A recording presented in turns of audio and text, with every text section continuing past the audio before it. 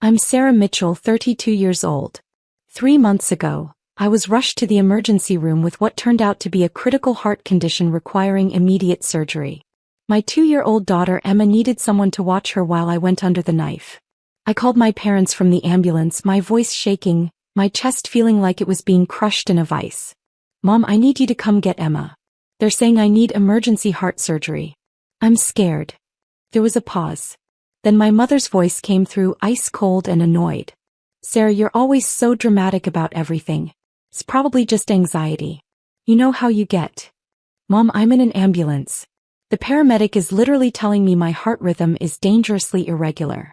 Please, I just need you to watch Emma for a few hours." "We can't," she said flatly. "Your father and I have plans tonight. We're taking your brother to see Drake. We've had these tickets for months. You know how hard those were to get." I couldn't breathe, and it wasn't just my heart condition. "Mom, I could die. Your granddaughter needs someone too. Stop being so melodramatic. Call one of your friends. We're not canceling our plans because you decided to have a panic attack." The line went dead. I sat there in the back of that ambulance, monitors beeping around me, a paramedic asking if I was okay, and I realized something that should have been obvious years ago. I was completely alone. The two people who were supposed to love me unconditionally had just chosen a concert over their daughter's life. From my gurney in the emergency room with nurses rushing around me and doctors shouting medical terms I didn't understand, I made 2 calls. The first was to Elite Care Services, a professional childcare agency I'd researched months ago but never thought I'd need. Within 20 minutes, a NICU-trained nanny named Patricia arrived at the ER to take Emma home.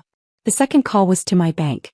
I transferred $3,800 from my account into a separate savings account. That was the amount I'd been depositing into my parents' account every single month for the last 8 years. They thought it was coming from my brother's investment income. They had no idea it was me.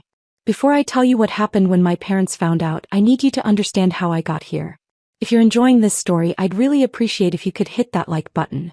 But only if you're genuinely finding value in it. Now let me take you back to where this all started. Growing up, I was always the other one. My brother Marcus was 3 years older, and from the moment he could walk he was destined for greatness, at least according to my parents. He was the football star, the homecoming king, the kid who could do no wrong. I was the quiet one who liked books and spent too much time drawing in notebooks. When Marcus got a B in chemistry, Dad hired him a private tutor and told him he believed in him. When I brought home straight A's, Mom glanced at my report card and said, "Well, that's what we expect." The pattern continued into adulthood. Marcus dropped out of college after 2 years to pursue entrepreneurship, which really meant jumping from one failed business idea to another. My parents funded every venture. They bought him a condo when he was 23. They co-signed for a BMW he couldn't afford. When his ventures inevitably collapsed, they covered his debts without question. Meanwhile, I put myself through nursing school working 3 jobs. I graduated with honors, landed a position at County General Hospital, and bought a small house in a modest neighborhood. My parents came to my graduation but left early because Marcus had a big investor meeting that turned out to be drinks with friends. When I got pregnant with Emma at 29, after my husband died in a construction accident, my parents' response was typically underwhelming. "Well, that's going to make things harder for you," Mom said. No offer to help. No excitement about their first grandchild. Just disappointment that I'd complicated my life. What they didn't know, what they'd never known, was that I'd been supporting them financially for nearly a decade. It started when I was 24. I'd just gotten my first real nursing job with a decent salary. My parents called me one night, which was unusual. They only called when they needed something. "Sarah, we need to talk to you about something serious," Dad said. "We're behind on rent. 3 months behind. We might get evicted." I was shocked. "How did this happen? You both work." "Your mother's hours got cut. My back has been acting up, so I've been missing shifts. We just need a little help to get caught up." "How much do you need?" "About $4,000 to get current and cover next month." I had $6,000 in my savings account. Money I'd been carefully setting aside. But they were my parents. They needed help. "I can help you," I said. "Thank you, sweetheart. We'll pay you back as soon as we're on our feet." They never paid me back. But a month later they called again. Then the next month. And the next. Became a pattern. They needed $800 here, $1,200 there. Always temporary. Always until they got back on their feet. After 6 months of irregular payments, I did something they never knew about. I called their landlord directly and set up an automatic payment system. Every month, $3,800 went straight from my account to their rent and utilities. They thought Marcus was covering it through some investment account he'd set up for them. He was more than happy to take credit for it. "Your brother is so successful," Mom would say. "He takes such good care of us." I never corrected her. I told myself it was enough that they were taken care of. I didn't need recognition. I was just being a good daughter. But over 8 years that added up. $3,800 a month for 96 months. That's $364,800. Over $250,000 that I'd quietly funneled to my parents while they praised Marcus for his generosity and treated me like an afterthought. When Emma was born, I called to tell them. "That's nice, dear," Mom said. "Listen, I can't talk long. We're heading to Marcus's place for dinner. He's grilling steaks." They didn't visit the hospital. They didn't bring gifts. They didn't offer to help. When Emma was 3 months old and I was drowning in exhaustion and grief over my husband, they came by once. Mom held Emma for maybe 5 minutes before handing her back. "She's fussy," she said, as if that was my fault. They left after 20 minutes because they had theater tickets with Marcus. For 2 years this was my reality. Working full-time as an ER nurse, raising Emma alone, paying my parents' rent while they lavished attention on Marcus and ignored their granddaughter. I told myself it was fine. I didn't need them. Emma and I were doing great on our own. And then my heart started giving out. It started 3 weeks before the emergency. I was at work in the middle of a shift when I felt my heart skip. Not the flutter you get when you're nervous. A genuine physical sensation of my heart stopping for a beat, then racing to catch up. I ignored it. Nurses are terrible patients. We always think we know better than to worry about symptoms. But it kept happening. 2, 3, 4 times a shift. Then it started happening at home. I'd be playing with Emma, reading her a bedtime story, and suddenly my heart would stutter. I'd have to sit down, catch my breath, wait for the feeling to pass. I finally went to see Dr. Chin, a cardiologist at my hospital. He ran tests. An EKG. Stress test. An echocardiogram. His face grew more serious with each result. "Sarah, you have a condition called ventricular tachycardia. Your heart's electrical system is misfiring. Without treatment, this could lead to sudden cardiac arrest." The room seemed to tilt. "What kind of treatment?" "We need to do a catheter ablation. We'll go in through your femoral artery, find the area that's misfiring and ablate it.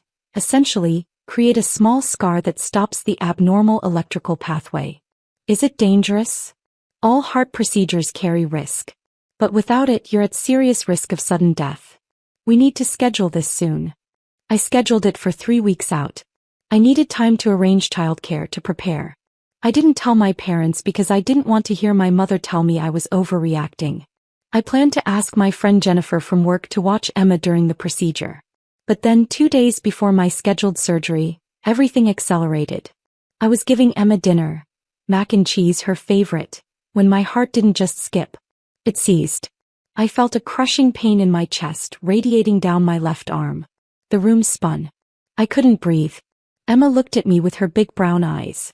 "Mama, okay?" I managed to dial 911 before I collapsed. The last thing I remember before the paramedics arrived was Emma's little hand patting my face, saying, "Mama, wake up." In the ambulance, they told me I'd gone into sustained VTach. My heart rate was over 200 beats per minute. They'd had to cardiovert me, shock my heart back into rhythm.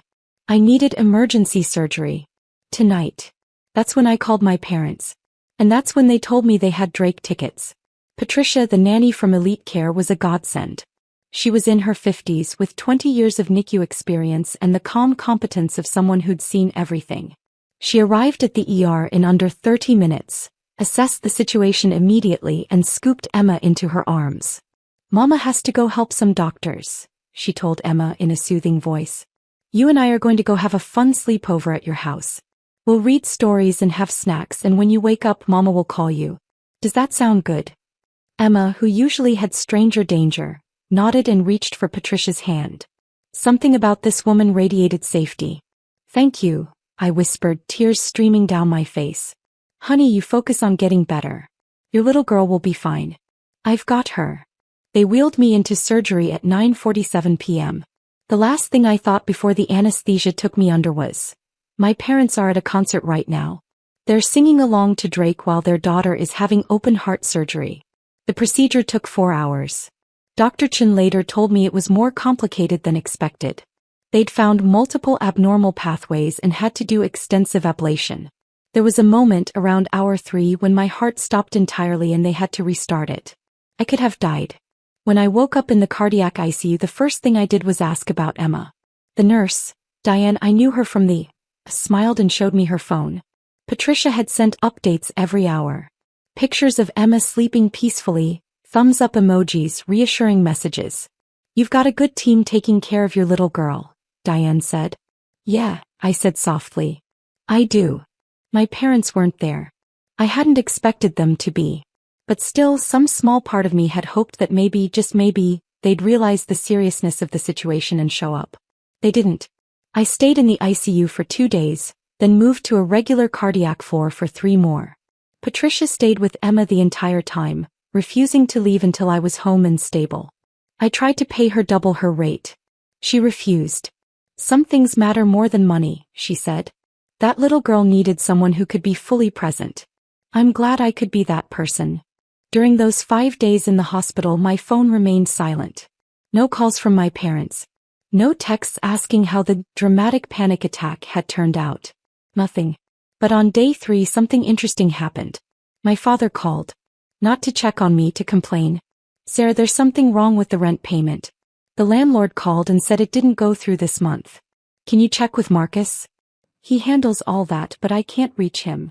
I was still hooked up to a heart monitor, still recovering from surgery that had saved my life, and my father was calling to complain about rent. I don't know anything about that, Dad, I said, my voice flat. You'll have to work it out yourself. Well, can you at least call Marcus for us? You know how he is about answering his phone. No, Dad. I can't. I'm in the hospital. Oh, still? I thought that was just a one-day thing. What are you in the hospital for? The question hit me like a physical blow. He didn't even know. He'd forgotten, or more likely had never registered, that I'd told Mom I needed emergency heart surgery. I had open heart surgery, Dad. To fix the heart condition that almost killed me. The one I told Mom about before you went to your concert. There was a long pause. Oh, right. Well, you sound fine now. So about the rent. I hung up on him. For the first time in my life, I hung up on my father. And in that moment, I made a decision. I was done. I went home on day 6. Patricia helped me get settled, made sure Emma and I had everything we needed, and only left when I literally pushed her out the door with a check for a week's worth of care. You call me if you need anything, she said. And I mean anything. I gave you my personal cell number for a reason. Emma was overjoyed to have me home, but she was also remarkably well-adjusted considering the circumstances. Patricia had been that good. We spent the first day just cuddling on the couch watching Disney movies, eating ice cream for lunch. My parents still hadn't called.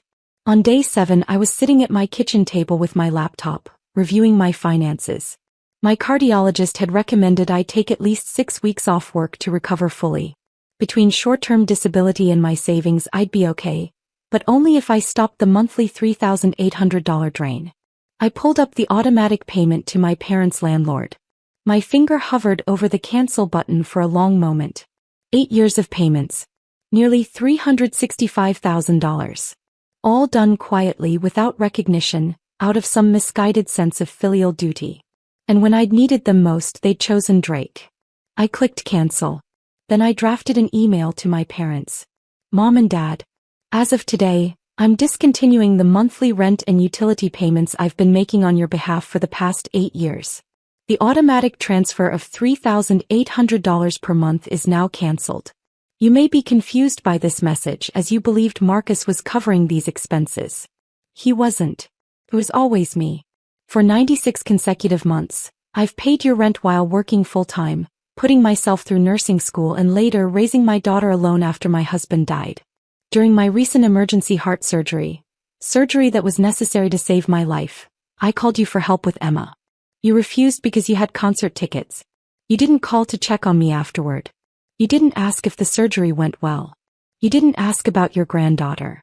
The only call I received was Dad asking me to chase down Marcus about a rent payment that didn't go through.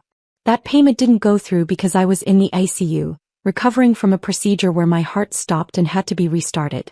I've paid $364,800 to support you over the years. I did it quietly because I loved you and wanted to help. But I'm done being invisible while Marcus gets all the credit and all the attention. Going forward, you're on your own. I wish you the best. I read it 3 times. Then I hit send. For the first time in 8 years I felt light. They got the email at 4:37 p.m. on a Tuesday. I know because that's when the calls started. The first call came from my mother at 4:41 p.m. I let it go to voicemail. Sarah, what is this email? What are you talking about? Call me immediately. Second call, 4:43 p.m. Voicemail again. Sarah, this is ridiculous. If you have something to say, you say it to my face, not in some passive-aggressive email. Call me back. Third call, 4:47 p.m. Sarah Mitchell, you pick up this phone right now. We need to talk about this accusation you're making. By 6 p.m. I had 17 missed calls. I turned my phone on Do Not Disturb and focused on making Emma dinner. The next morning I woke up to 43 missed calls and 29 text messages. I scrolled through them while drinking my coffee, Emma playing with her blocks on the living room floor. The messages followed a predictable pattern. First, denial. You're obviously confused about something. Marcus handles our finances, not you. Then anger. How dare you make up lies about supporting us? We've never taken a dime from you. Then bargaining. Even if you did help out occasionally, family helps family. That's what you're supposed to do. Then guilt tripping. After everything we've done for you, this is how you repay us? By abandoning us. And finally, panic. Sarah, please. The landlord is demanding the rent. We can't afford this on our own. Please just give us time to figure this out. I didn't respond to any of them. On day 3 post-email, my brother finally called. Marcus had been copied on the email but apparently needed 2 days to process it. This time I answered. Sarah, what the hell is going on? Mom is freaking out. Hi Marcus. How was the Drake concert? What? The concert was fine. Listen, Mom says you're claiming you've been paying their rent for 8 years. That's insane. I set up that investment account for them. No, you didn't. You told them you did. But the actual payments came from my checking account. I have 8 years of bank statements to prove it. There was a long silence. Why would you do that? Because they needed help and I'm their daughter. The better question is, why did you let them believe it was you? Because, it made them happy. They were proud of me. And that was worth more to you than the truth? Sarah, you don't understand. I've had a lot of failed ventures. A lot of disappointments. They needed to believe I was successful at something. It wasn't hurting anyone. It was hurting me, Marcus. It hurt every time they praised you for your generosity while ignoring everything I did. It hurt when I needed help with Emma and they were too busy celebrating your latest scheme. And it really hurt when I was having emergency heart surgery and they couldn't be bothered because they had concert tickets with you. I didn't know about the surgery. Because none of you ever asked how I was. When's the last time you called me just to talk? When's the last time any of you asked about Emma? You don't know anything about my life because you've never cared to know. That's not fair. Fair? You want to talk about fair? I've given our parents $364,800 while you've given them empty promises and taken credit for my money. I don't think you get to lecture me about fair. I hung up before he could respond. The calls intensified. By day 5 I was getting 60 to 70 calls a day from various numbers. My parents, Marcus, my Aunt Linda, my Uncle Frank. Everyone in the family weighed in. The messages ranged from accusatory to pleading to outright hostile. My favorite was from my Aunt Linda. Your mother is devastated. How can you be so cruel to the people who raised you? I replied, the people who raised me taught me to be independent and self-sufficient. I'm just following their advice. She didn't respond. 2 weeks after I sent the email, I had a follow-up appointment with Dr. Chen. Emma came with me. I was still not cleared to drive, so Patricia drove us to the hospital. We were in the waiting room when my parents walked in. I saw my mother first. She looked older, somehow more tired. My father was behind her, his face set in that stern expression he wore when he was about to deliver a lecture. They spotted me immediately. Sarah, we need to talk, Mom said, marching over. You can't just ignore us forever. Emma shrank against my side. She didn't recognize them. They'd seen her so rarely that they were essentially strangers to her. Not here, I said quietly. I have an appointment. We've been trying to reach you for 2 weeks. 2 weeks, Sarah. Do you know what you've put us through? I know exactly what I've put you through. The same thing you put me through when I was in emergency surgery and you chose Drake over your daughter. We didn't know it was serious. I told you I was in an ambulance. I told you I needed heart surgery. What part of that didn't sound serious?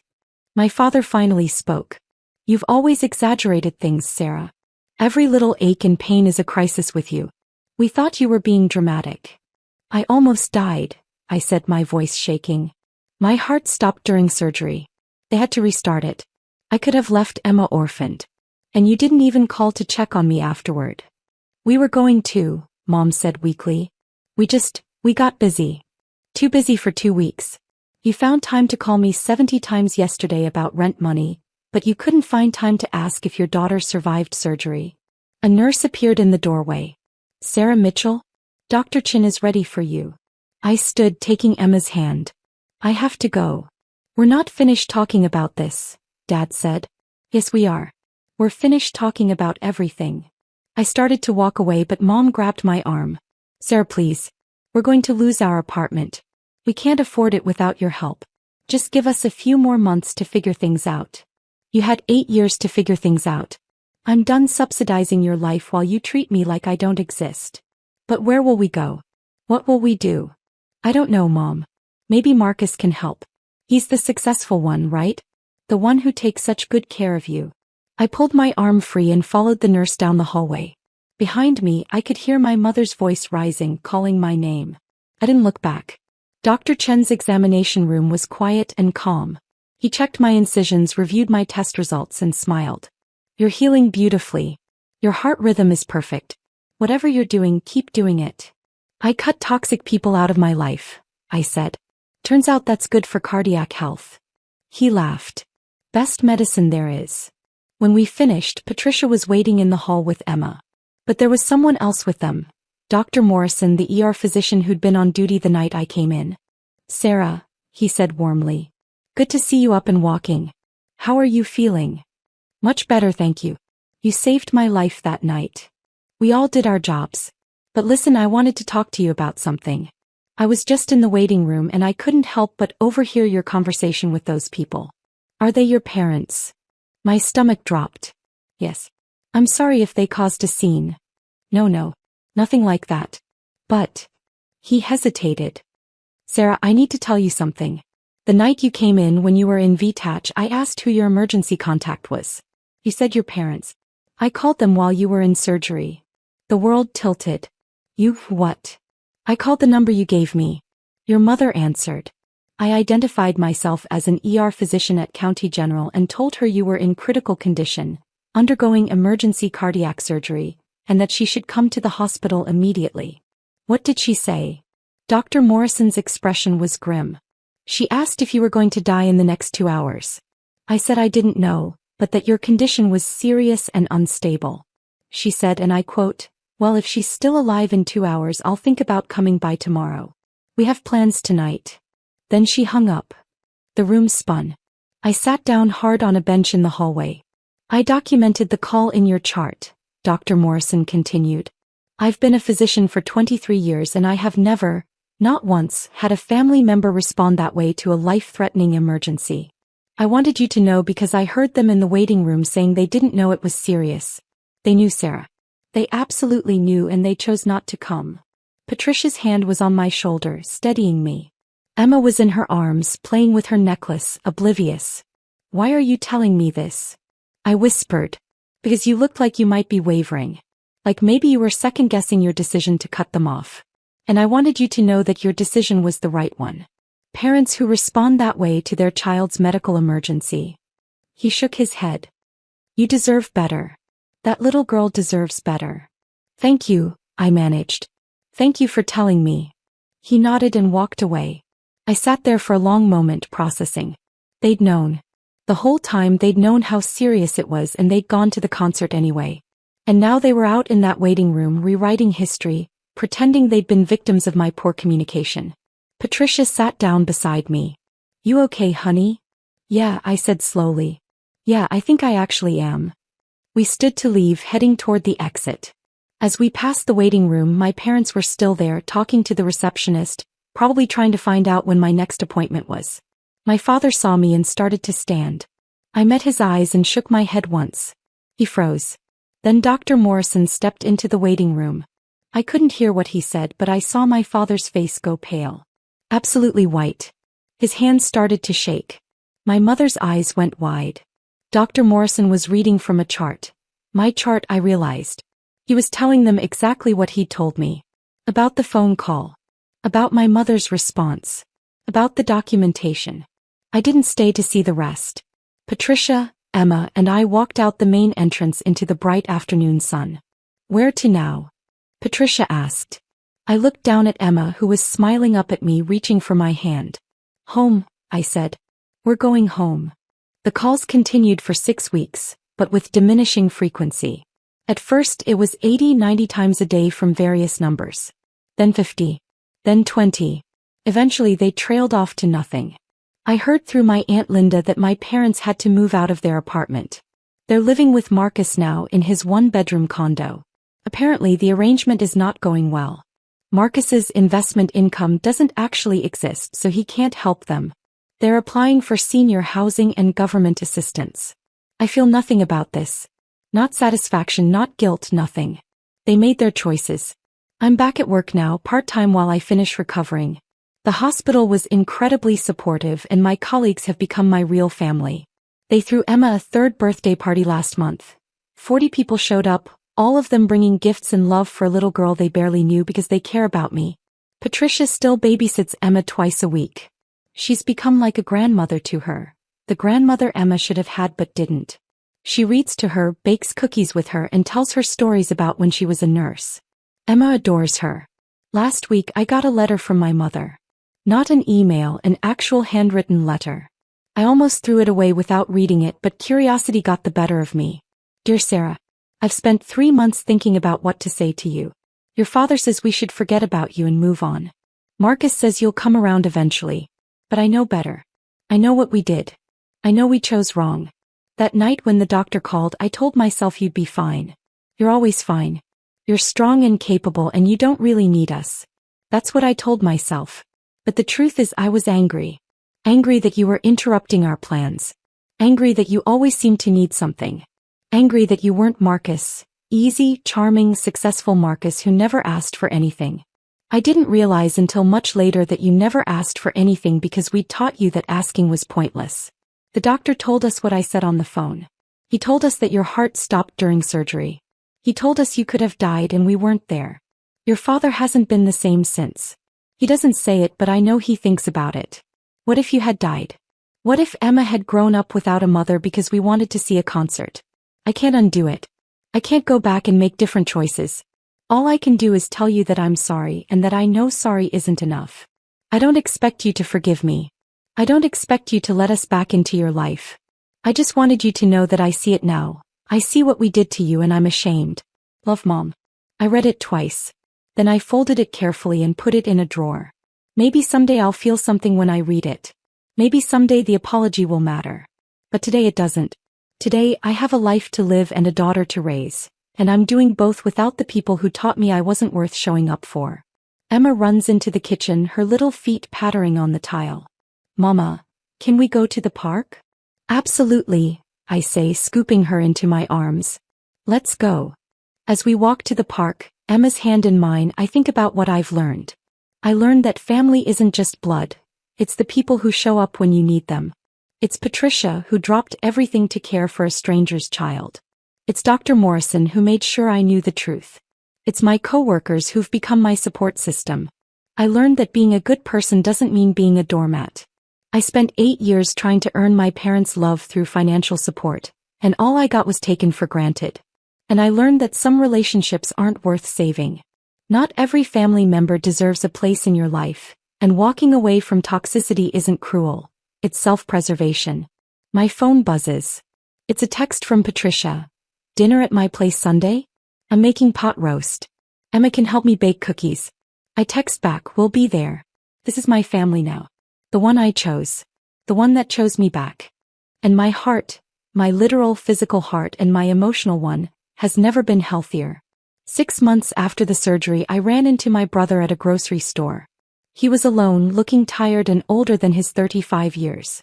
Sarah, he said, surprised. Hey, Marcus.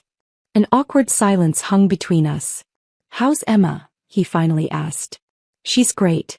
Growing like a weed. Good. That's good. Another pause. Look, I know you don't want to hear from any of us, but I wanted to say I'm sorry. For taking credit for helping Mom and Dad. For not standing up for you. For all of it. I studied his face, looking for signs of manipulation or insincerity. I didn't find any. Okay, I said simply. Is there any chance we could, I don't know, get coffee sometime? Try to rebuild something. I thought about it. Really thought about it. Then I shook my head. I don't think so, Marcus. I've spent too many years trying to have relationships with people who didn't value me. I'm done with that. I'm building a life with people who actually show up. He nodded slowly. I get it. I do. For what it's worth, living with Mom and Dad has been eye-opening. I see now how they treated you. How I treated you. Good, I said. I hope that helps you be better for the next person. Sarah. I have to go. Emma's waiting in the car with a friend. I walked past him without looking back. Some people deserve second chances. Some don't. And I'm finally okay with knowing the difference. As I drove home that day, Emma singing along to the radio in her car seat, I realized something profound. I wasn't angry anymore. I wasn't hurt. I was just free. Free from the obligation to people who never obligated themselves to me. Free from the hope that things would change. Free from the weight of constantly trying to prove I was worth loving. I already know I'm worth loving. Emma knows it. Patricia knows it. My chosen family knows it. And that's enough. That's more than enough. If you've made it this far, thank you for reading my story. I share it not for sympathy but because I know I'm not alone. There are others out there who've given and given to family members who only take. Who've been the invisible child, the disappointment, the one who's never quite enough. To those people I want you to know. You deserve better. You deserve people who show up. You deserve to be valued. And sometimes the strongest thing you can do is walk away. Drop a comment and let me know where you're watching from and if you've ever had to make a similar decision. You're not alone.